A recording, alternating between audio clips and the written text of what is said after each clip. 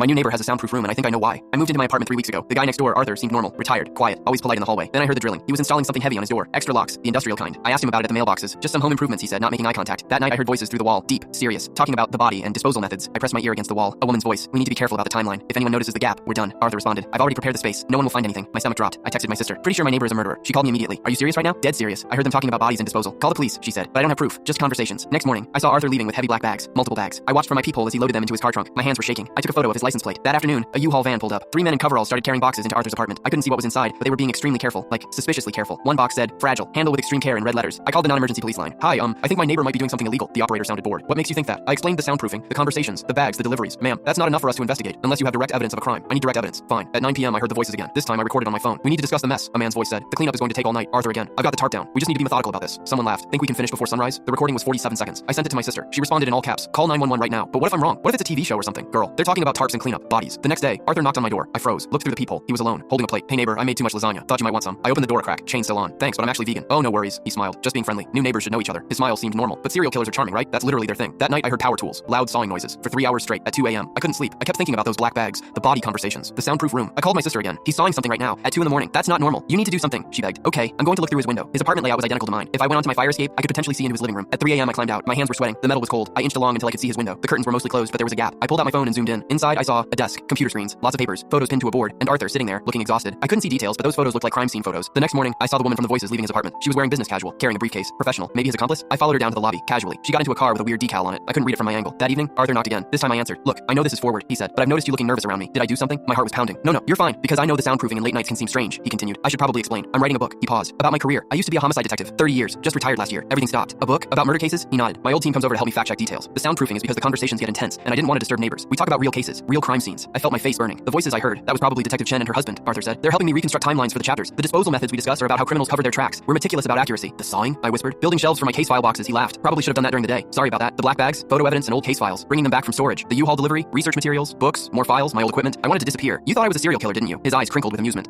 He laughed. Hard. It's okay. Detective Chen said the same thing might happen. We've been joking about how sketchy we must sound out of context. He invited me in. His apartment was covered in crime scene analysis, evidence boards, timeline charts, photos with names and dates, all organized by case. This is chapter 7, he gestured. The Riverside murders from 1997. We solved it, but I want to tell the story properly. Honor the victims. Show the investigation process. On his desk, a manuscript titled 3 Decades in Homicide, The Cases That Haunt Me. Your book sounds incredible, I managed. Thanks, he smiled. And hey, if you ever want to help fact check how a normal person would react to crime scenes or detective work, let me know. Civilian perspective is valuable. I told my sister everything. She responded, so you almost reported a retired detective for writing his memoirs. I'm never letting you live this down. 2 weeks later, Arthur invited me to his book launch planning meeting. I met Detective Chen, her husband, 3 other retired cops, and Arthur's literary agent. They thought my suspicious neighbor story was hilarious. Arthur even asked if he could include it in the book's introduction. Last week, I read his first 3 chapters. They're brilliant, heartbreaking, detailed, absolutely nothing like what I imagined. Turns out, the scariest thing about my neighbor isn't that he's a killer, it's that he spent 30 years catching them. And yeah, they do sound terrifying when you only hear fragments.